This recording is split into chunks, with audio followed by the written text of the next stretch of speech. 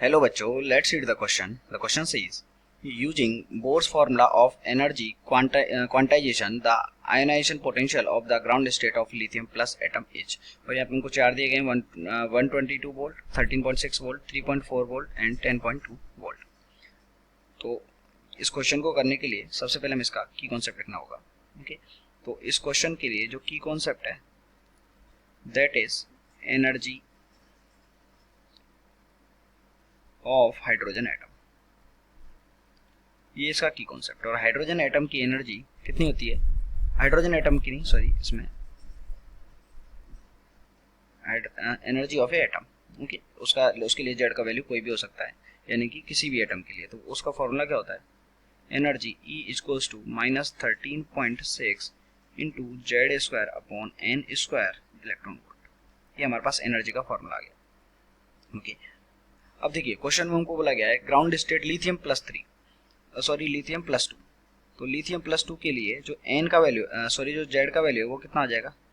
इस lithium plus 3 के लिए लिथियम कितने पड़ता है? हाइड्रोजन हीलियम लिथियम यानी कि 3 पे। तो जेड का वैल्यू कितना आ गया? 3 आ गया। जेड का वैल्यू 3 आ गया तो इसकी एनथ स्टेट में हम इसकी एनर्जी निकाल लेंगे। और हमको बोला गया ग्राउंड स्टेट यानी कि एन इक्वल्स टू 1। तो इसकी एन ग्राउंड स्टेट में इसकी जो एनर्जी है वो कितनी आ जाएगी?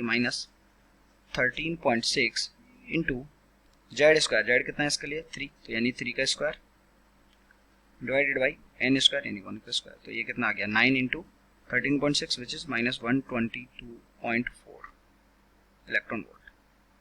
ओके, ये हमारे पास इसकी एनर्जी आ गई ग्राउंड स्टेट में। हमको बोला गया इसका आयोनाइजेशन पोटेंशियल। आयोनाइजेशन पोटेंशियल क्या होता है कि इसको आयोनाइज करने के लिए हमको कितनी एनर्जी देनी पड़ेगी, यानी कि इसको आयनाइज करने के लिए हमको इसकी एनर्जी कितनी देनी पड़ेगी। तो इसके लिए जो एनर्जी है वो कितनी है? -122.4 इलेक्ट्रॉन वोल्ट ऑलरेडी है। तो इसको आयनाइज करने के लिए एटलीस्ट इतनी एनर्जी तो हमको देनी पड़ेगी इसके लिए, जिससे इसकी एनर्जी 0 हो जाएगी। या फिर हम यहाँ से सीधा लिख सकते हैं कि जो आयनाइजेशन पोटेंशियल है वो कितना हो जाएगा? E infinity minus E1। Okay, ionise कर देंगे तो इसकी एनर्जी कितनी हो जाएगी? 0। और ग्राउंड स्टेट में एनर्जी इसकी कितनी है? -122.4।